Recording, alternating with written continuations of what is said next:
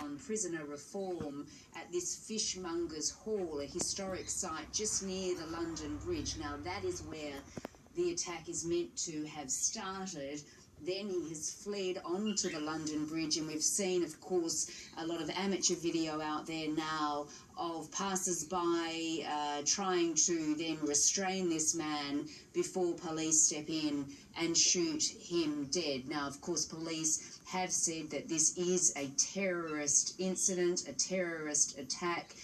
They have tried to, calm the residents of London by saying that they have put extra resources onto the street. A lot more police will be out in London this evening. And earlier this evening we did hear from the Police Commissioner, Cressida Dick. Let's hear what she had to say. Cressida Dick. I am deeply saddened and angered that our city of London has again been targeted by terrorism. Again. 2 of those injured Same bridge. in this attack in the London Bridge area have tragically lost their lives. My heart goes out to their loved ones and to the 3 further injured victims who I understand are being treated in hospital. And of course to everybody who has been affected by today's terrible and mindless events. Now, of course, there will be investigations now into whether this offender is linked to others, if there is any risk still posed in relation to this offender, if he was acting as a lone wolf. Those investigations are continuing, but many questions too now about what police were doing. Were they monitoring him correctly? Was intelligence officials monitoring him? Should they have known that this attack could occur? But as I mentioned, he was at a conference nearby to London Bridge about prisoner reform when the attack began. He is a convicted terrorist released about a year ago. Let's hear from Boris Johnson what he had to say a short time ago. Right. We will make sure that the government gives the police and the security services all the support that they need.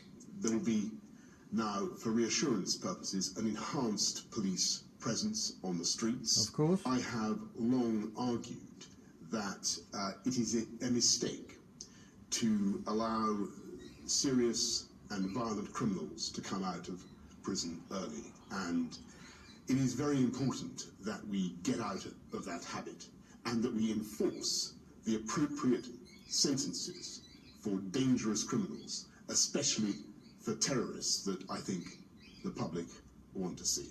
Well, of course, it is a very busy time of day there, and security is very tight at London Bridge, particularly after that 2017 attack in the same area, which saw 8 people die. Security is always tight there. There is always a lot of police in the area, and I think police did act very quickly in this case.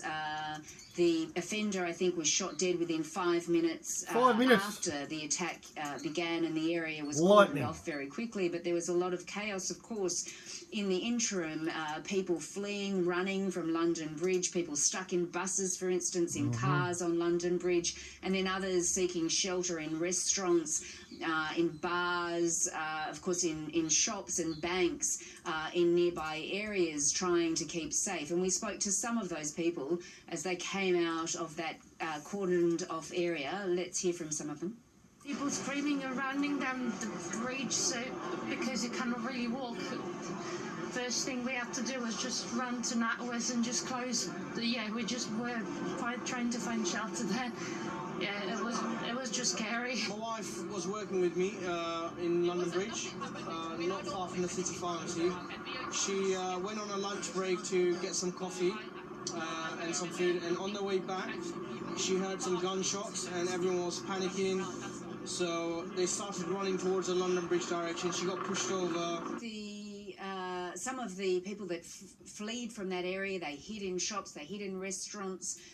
Some of them were quite distraught, as you could see, as they came out of that cordoned off area. But now I think the questions really will come to the police, to the intelligence agencies, given that we are now learning that this man was a convicted terrorist released from prison last year, and he is meant to be monitored very closely by police. Quite a development here in London, and I suspect many questions to come in the days ahead. And of course that police investigation will continue. 2 people dead, 3 people injured here in London this afternoon. Bullshit.